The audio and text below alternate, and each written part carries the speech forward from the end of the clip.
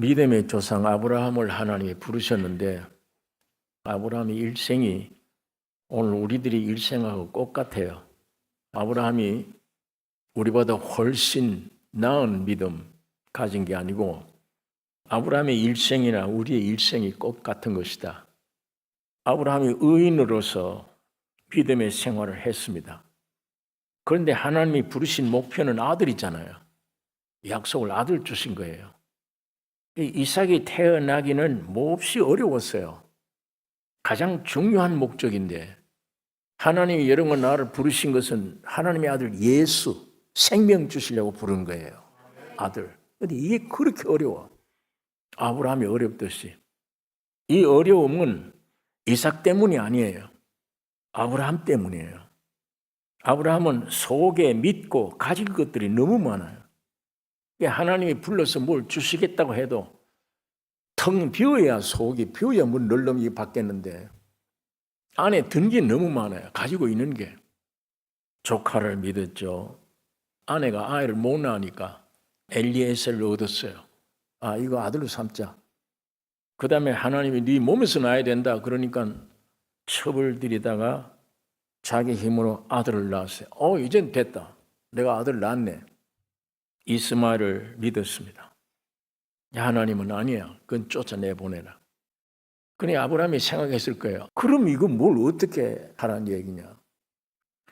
하나님은 아브라함의 모든 힘이 모두 없어진 100세가 될 때까지 기다리는 거예요.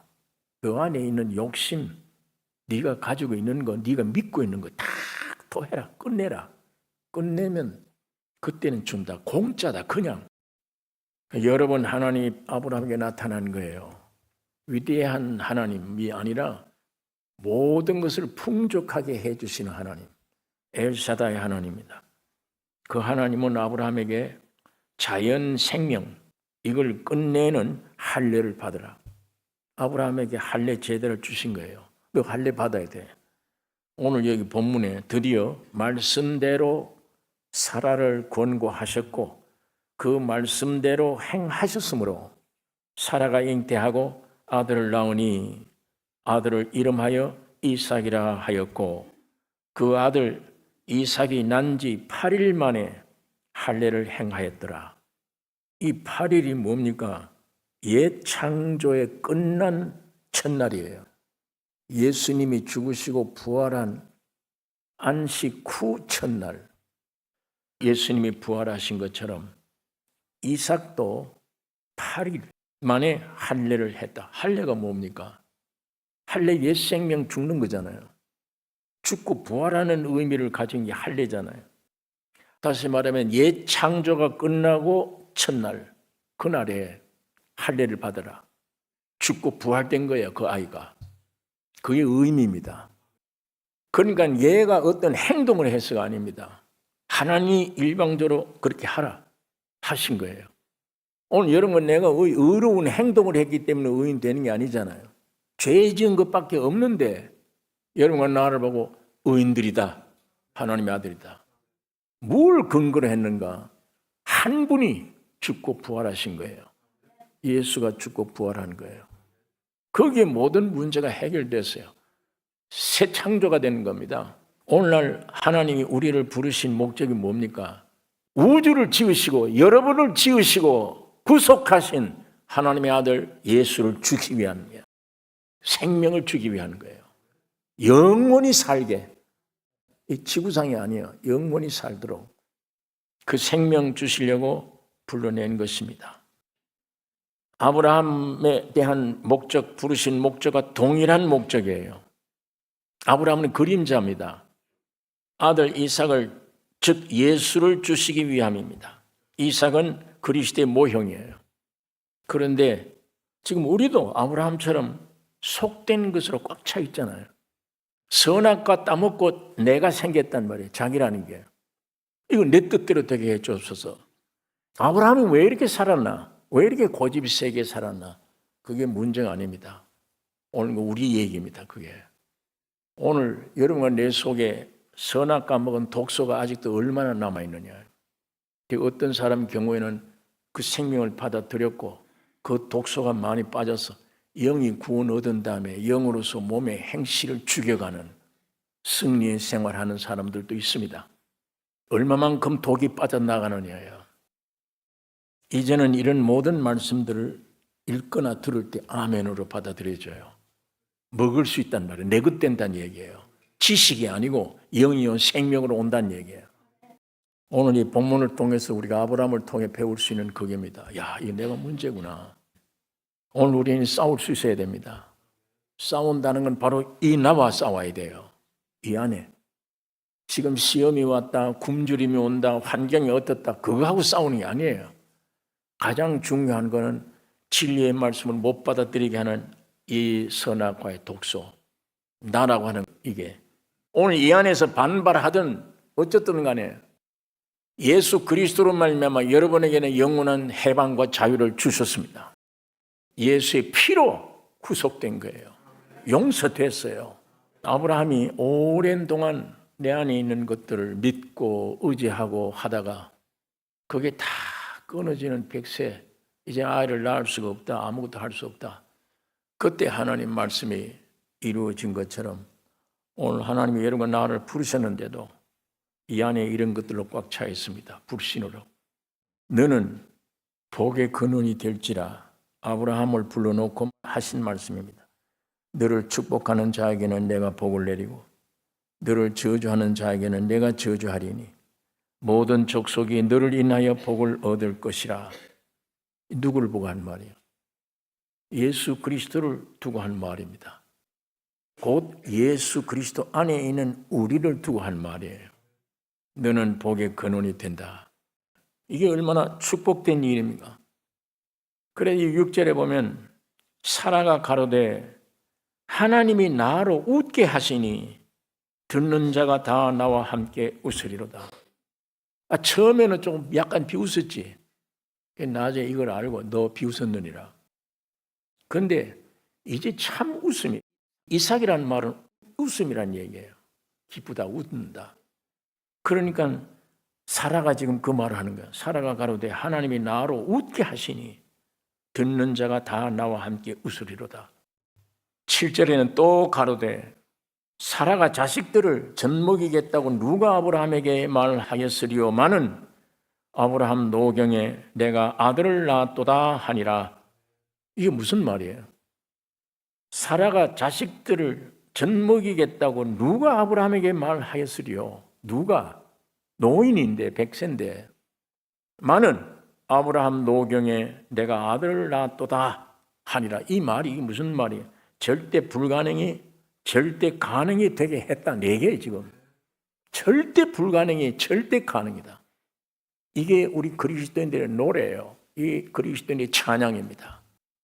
예수를 마음속에 모시고 믿음으로 모신 이후에 삶의 목적이 바뀌어졌잖아요.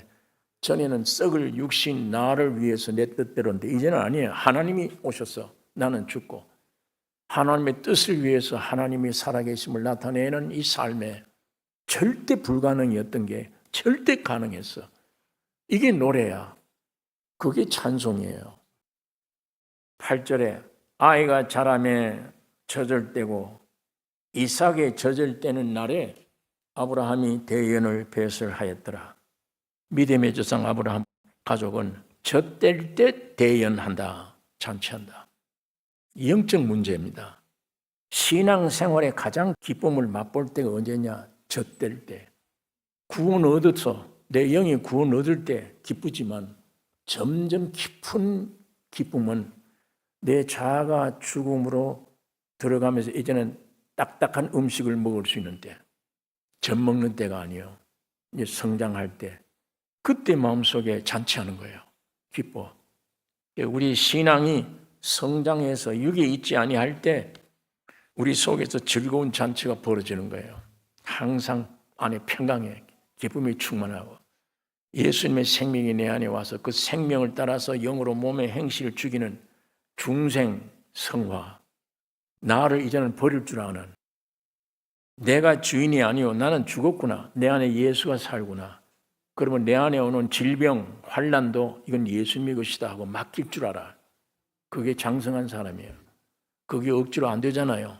여러분 그런 게 원해도 억지로 안 돼. 질병이 오고 환경이 내게 왔는데 이건 주님께 맡겨야지. 진리의 말씀을 그렇게 돼 있어도 그게 안 돼. 그거 아직 육신에 있어 내가. 이 어린아이들 아직 젖 먹는 상태야. 딱딱한 음식을 못 먹는 상태예요. 이제는 이 말씀대로 내게 와서 내 주장이 아니고 말씀이 내게 와서 이미 사로잡혔어. 그러면 그 말씀에 대한 기쁨이 우리 마음속에 넘치게 될 것입니다. 자유를 누리는 거예요. 환난이 왔는데 내 것 아니야. 주님이 해결했지. 나는 죽었어 이미. 이게 실제가 돼. 나는 죽었구나. 주님이 이걸 맡아 주관해야지. 만일 우리가 그렇게 될 때는 환난이 있건 없건 나는 자유. 주님을 찬양할 수 있는 자유의 삶. 자, 이렇게 우리 신앙생활이 자꾸 성장해 가야 돼요. 영이 구원 얻은 다음에는 혼의 구원을 얻어야 돼요. 그게 혼이 구원 얻는 게 성화입니다. 그 다음엔 마지막 주님 오실 때 몸이 변화되는 것이 영화롭게 되는 거예요. 완전한 구원입니다. 그러니까 데살로니가전서 5장에 너희 영과 혼과 몸이 예수 그리스도에 강림하실 때 흠없게 보존되기를 원하노라. 너희와 영과 혼과 몸이 완전히 구원되기를 원하노라. 9절에 있는 말씀, 사라가 본즉 하갈의 소생이 이삭을 희롱한지라. 그가 아브라함에게 이르되 이 여종과 그 아들을 내어 쫓으라. 아브라함이 고민이에요. 아브라함이 이 일이 큰 근심이 되었느니라. 큰 걱정이에요. 왜? 지금 내가 사랑하는 아들이에요. 내 몸으로 난 아들이에요. 이거하고 이 아내와 이 이스마엘을 쫓아내라니.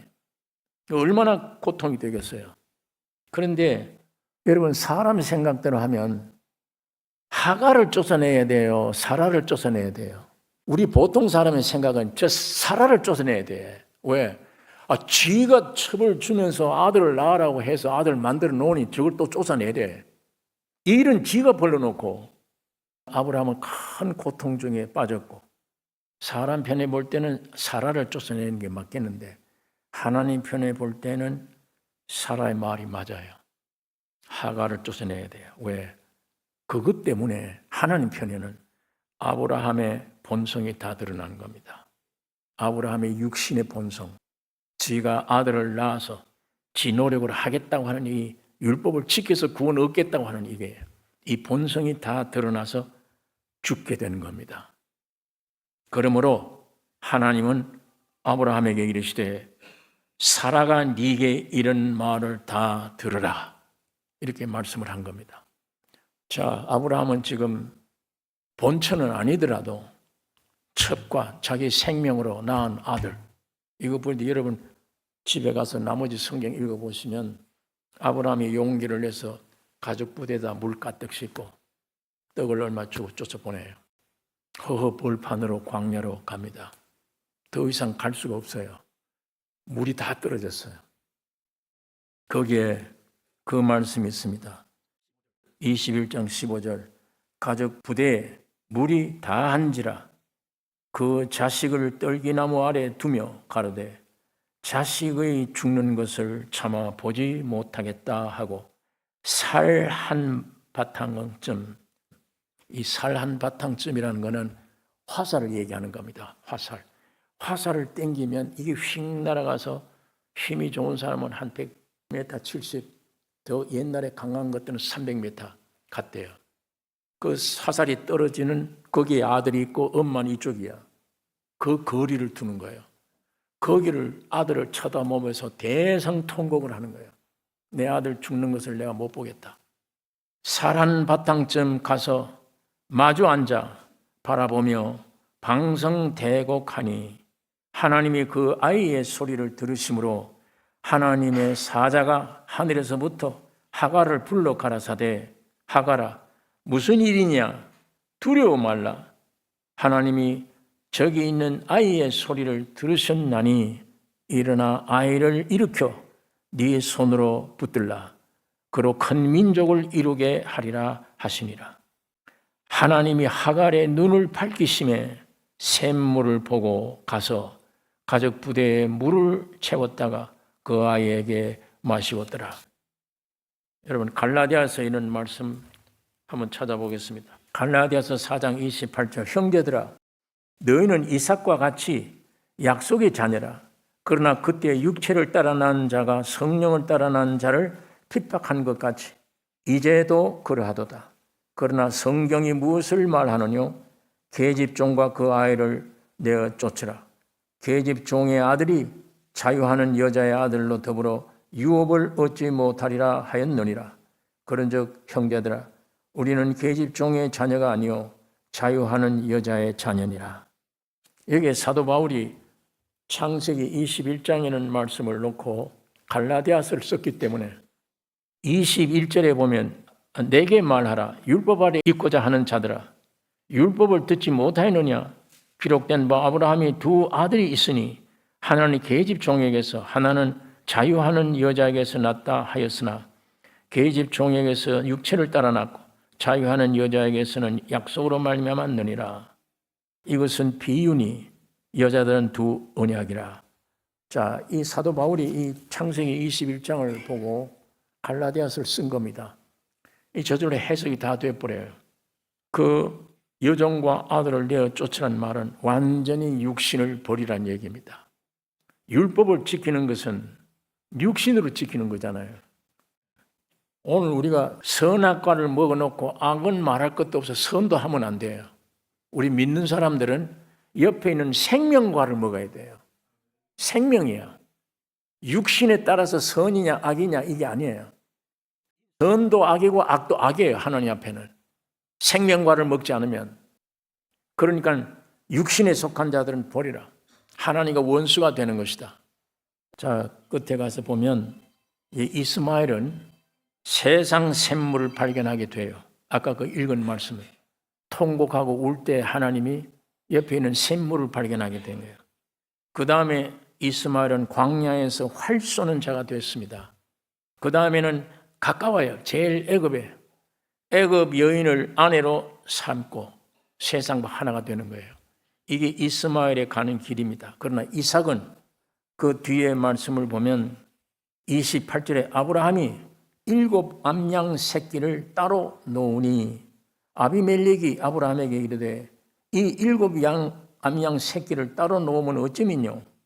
아브라함이 가로되 너는 내 손에서 이 암양 새끼 7을 받아 내가 이 우물 판 증거를 삼으라 하고 두 사람이 거기서 서로 맹세하였으므로 그곳을 부엘세바라 이름하였더라. 그들이 부엘세바에서 언약을 세우매 아비멜렉과 그 군대 장관 비고를 떠나 블레셋 족속의 땅으로 돌아갔고 아브라함은 부엘세바에서 에셀나무를 심고 거기서 영생하시는 하나님 여호와의 이름을 불렀으며 그가 블레셋 족속의 땅에서 여러 날을 지내었더라. 7마리 암양 새끼를 주며 우물을 약속받았습니다. 이게 영원한 구속의 샘물입니다. 오늘 우리가 이 신약 성경에 이 물을 먹는 자마다 다시 목마르려니와 내가 주는 물을 먹는 자는 영원히 목마르지 아니하리니 내가 주는 물은 그 속에서 영생하도록 솟아나는 샘물이 되리라. 누구든지 목마르거든 내게로 와서 마시라. 나를 믿는 자는 성경의 이름과 같이 그 배에서 생수의 강이 흘러나리라 하시니 이는 그를 믿는 자의 받을 성령을 가리켜 말씀하신 것이라. 오늘 우리에게 2000년 전에는 육신의 하나님의 아들 오셨고 지금은 영으로 오신 예수님을 영접하는 시대입니다. 영으로 성령을 가르쳐 말씀하신 것이라. 우물 곁에 나무를 심고 영생하는 하나님을 불렀다. 이게 아브라함의 후손들의 이야기고 오늘 여기에 이삭이 태어남으로 말미암아 이스마엘과 이삭의 모든 역사를 비교해 가면서 우리에게 주신 교훈입니다. 오늘 여기 이 말씀을 기억하시고 오늘 우리가 확실히 거듭나셨으면 영으로서 몸의 행실을 죽이는 이 전쟁을 우리가 매일 게을리하면 안 됩니다. 성령이 지금 살아계십니다. 여러분 안에 성령이 와 계세요. 육과 더불어 싸워 승리해야 됩니다. 육의 말 듣지 말고 이거 속이는 겁니다. 끝까지 이걸 죽여서 없애서 온전한 성화의 구원을 얻고 주님 재림 때는 몸마저 신령한 몸으로 부활되어야 됩니다. 지금 하나님이 예수님을 통해 그렇게 시작하고 계십니다. 여러분의 가정 안에 성령이 계시며 여러분의 몸속에 성령이 계십니다. 육이 나오거든, 염려 근심하거든, 여기 또 살아났네. 영 안으로 들어가셔야 돼요. 그러면 놀라운 경험들을 우리가 하게 될 것입니다.